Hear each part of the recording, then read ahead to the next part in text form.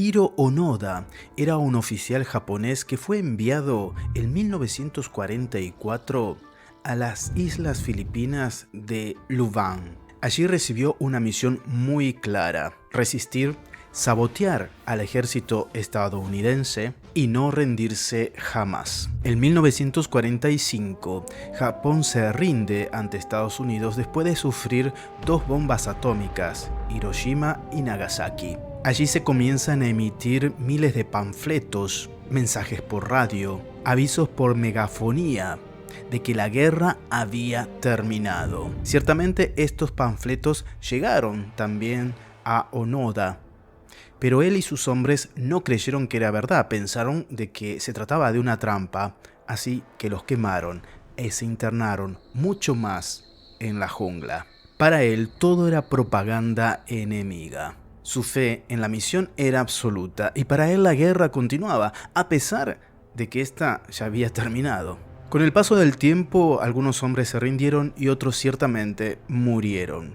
Así que Onoda terminó quedándose solo pero firme, solo pero resistiendo, solo pero atado a una orden que ya no tenía sentido. Él eligió, por honor a su país, continuar con esa misión, continuar en esa situación. Era tipo un Rambo oriental, pues sobrevivía con aquello que podía, con aquello que encontraba, comiendo insectos, roedores, viviendo en lugares difíciles, húmedos, con frío, calor, lluvia, viento.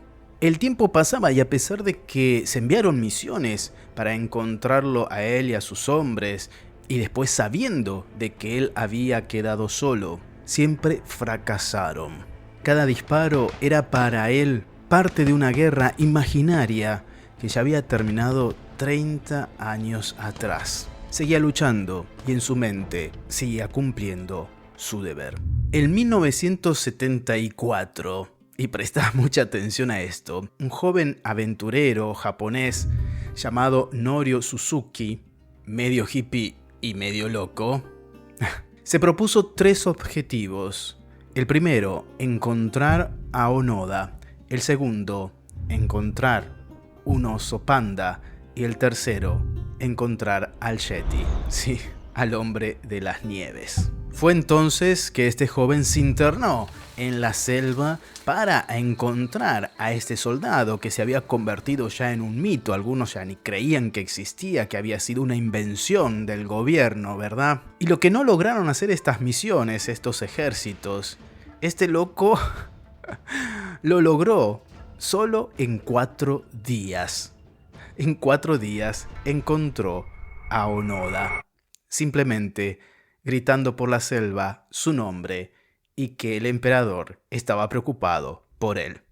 Ciertamente, Suzuki le advirtió a Onoda que la guerra había terminado. Pero Onoda respondió: solo dejaré de luchar si mi comandante me lo ordena. Entonces ocurre lo impensable, y menos mal que el comandante estaba vivo. Van a buscar al comandante, que ya era un hombre que había dejado el ejército, se había convertido en un bibliotecario, y lo llevan a Filipinas a encontrarse con su soldado después de 30 años. Y entonces el comandante le dice: Onoda, la guerra ha terminado, puedes dejar de luchar. Onoda dejó el fusil, se cambió el uniforme y regresó al Japón. Seguramente te estarás preguntando, ¿qué tiene que ver todo esto con el tema que trataremos hoy en el video? Pues quédate y te lo cuento. Yo soy Fray Helio, un peregrino gris para aquellos que no me conocen. Bienvenidos a un nuevo video de Ver Más Allá de lo Evidente.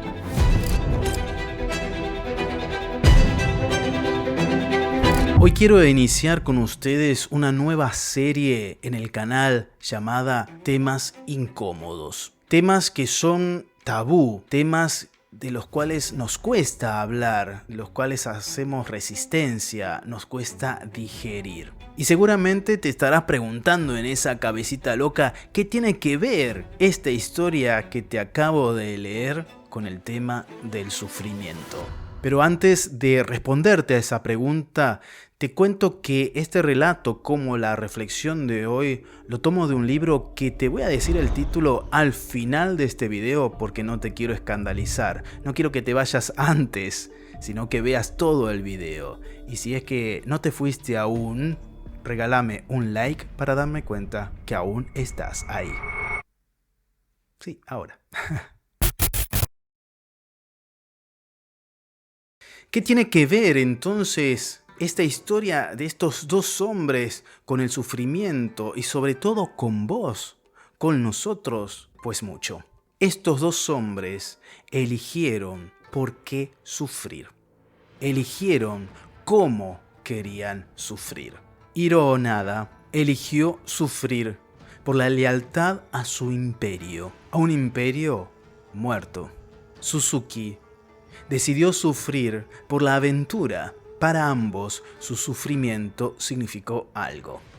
Y ese es el tema.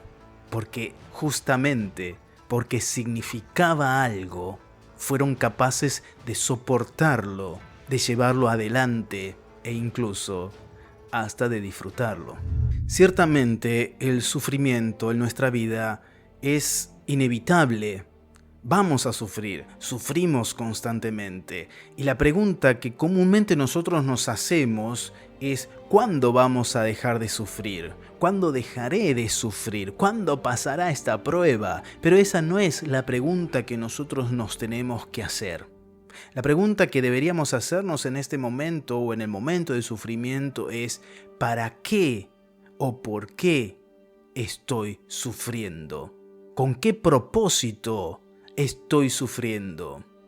¿Cuál es la motivación que me lleva a asumir este sufrimiento, a soportar esto que estoy viviendo? ¿Vale la pena soportar esto?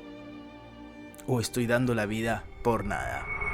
Y ahora sí te leo del libro, porque ahora se pone terrible.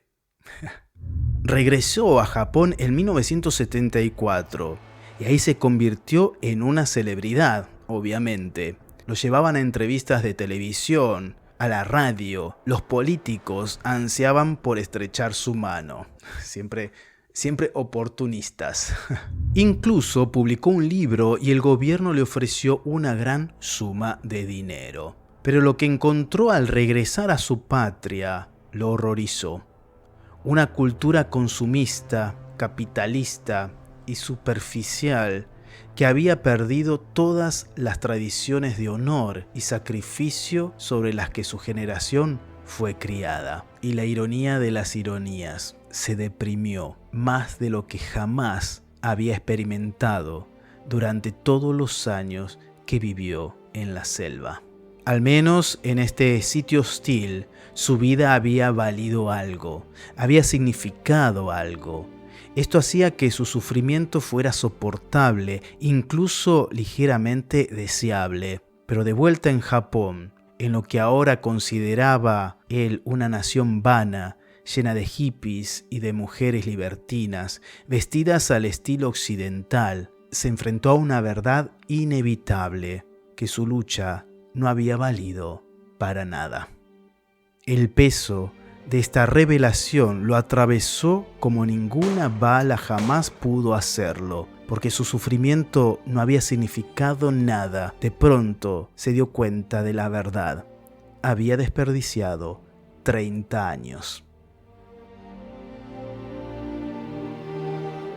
¿Qué reflexión podrías sacar de esta historia que te acabo de contar de estos dos hombres? Te voy a estar leyendo en la caja de comentarios. Esta experiencia de frustración. ¿Cuántas veces yo me encuentro en el confesionario personas con esta frase que vienen y me dicen: di mi vida en el trabajo y me pagan así, di mi vida por mi familia y mis hijos ya no me hablan, di mi vida por la iglesia, di mi vida por un partido político? ¿Para qué? Para nada.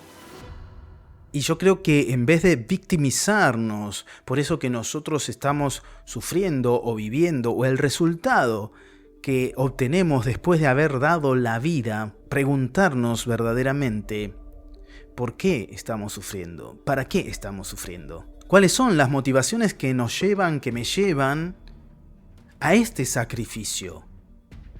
A dejarlo todo, a no dormir por las noches, a perder el sueño. ¿Para qué? Hay una película de Jesucristo, ¿no?, que muestra en el momento de la pasión cómo el demonio le dice a Jesús: ¿para qué? ¿Para qué vas a dar la vida al Pepe? Porque los hombres no cambiarán, los hombres seguirán pecando, habrán guerras, va a ser inútil tu sacrificio, dar la vida, ¿para qué? Y el Señor ciertamente responde en esa película, ¿no? Porque siempre hay esperanza, siempre Él tiene la esperanza en la humanidad. Y eso es lo que lo motiva, el amor y la esperanza, a dar la vida. En cuanto al sufrimiento, también me he encontrado muchas personas que hacen bandera de eso que están viviendo, que en el fondo, dejar de sufrir les implicaría cambiar y no quieren hacerlo porque están cómodos. Nos acostumbramos al sufrimiento, a ciertas realidades, porque a través de esas realidades nosotros llamamos la atención de los demás, nos victimizamos, pobrecito de mí, pero en verdad en el fondo no quiero cambiar. Como esas personas que llegan a 50 años y todavía le están echando la culpa a Dios, o a los padres, o al educador, o a la maestra de novicia, por los supuestos traumas que estos le generaron. Y es cierto, mis queridos hermanos, que a lo largo de la vida vamos sumando heridas y traumas y todo lo que quieras, y que muchas veces nosotros no somos culpables, no tenemos la culpa de aquello que nos pasa, pero sí somos responsables de cómo nosotros asumimos eso que nos ha pasado, de cómo queremos vivir a partir de eso. Si queremos hacer una lamentela, una lamentación de nuestra vida y estarnos quejando todo el tiempo y frustrados y amargados y enojados con todo el mundo, o si verdaderamente queremos resurgir desde las cenizas como el ave fénix y creer en nosotros, en la bondad, y creer en Dios y en que puede sanar nuestras heridas y que podemos seguir adelante, creer en el perdón y perdonar y dejarnos de joder. ¿Por qué estás sufriendo y para qué estás sufriendo? ¿Vale la pena este sufrimiento que vos estás llevando adelante? Y si vale la pena, abrazá la cruz de cada día y llévala, portala y basta.